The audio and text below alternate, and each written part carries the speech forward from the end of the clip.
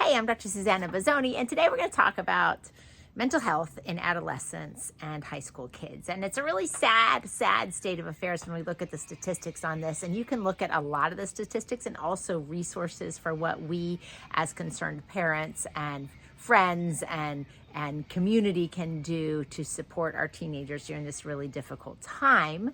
And the Anxious Generation website. And so I'll put that up here. But just really important to recognize, so over the last decade, say 2009 to 2019, high school students that felt persistently hopeless and sad increased by 40%.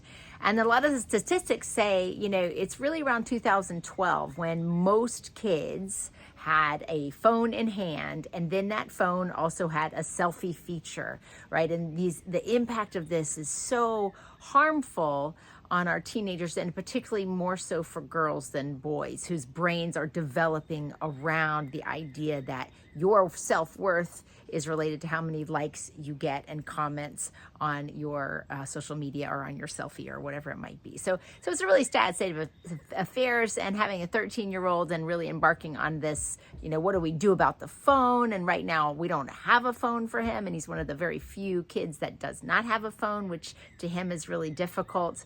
But trying to wade through that and trying to do that together so that the kids feel united versus really isolated and even worse than that. I don't have this figured out by any means, but I'm just thinking about what I am working on.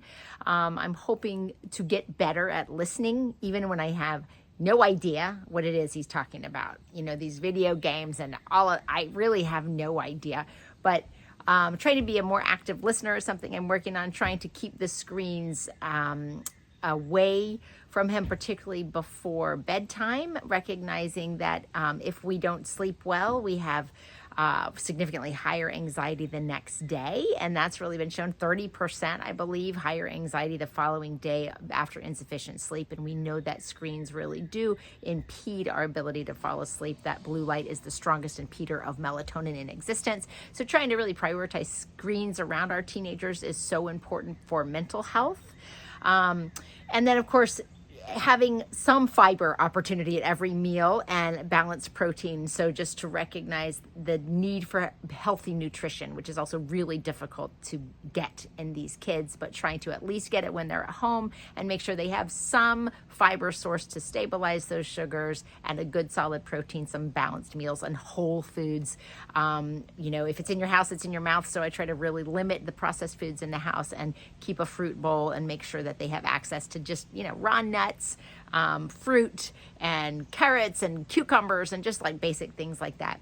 And then finally getting them and trying to model recognizing or naming emotions. So when we name emotions, so like anger, fear, sadness, whatever it is, we put it in a different place in our brain, and that allows us to begin to manage that emotion rather than stay with it in kind of the stress response state. And I don't know if I explained that very well, but really just the goal being that if we can just say, what are we feeling, name it, it really does help to name it, to tame it, say if we are anxious. And then from there, perhaps consider some kind of grounding exercise, just getting us out of our heads and into our bodies. And I've done a lot of grounding exercise videos before to give examples on those, but start with naming it and modeling it. And we're all in this together and recognizing that whatever we can do to protect our kids from just this uncharted territory on the social media is what I'm in for. And I, again, have no idea how to combat this. My kid is 13, and so we're all entering this together. But if you have ideas or something that's worked for you, I think it really has to be done from a community recognizing the harm that this is clearly causing from the statistics, and what we can do to redirect this mental health crisis in our teens. Thank you so much for your time. Have a wonderful day.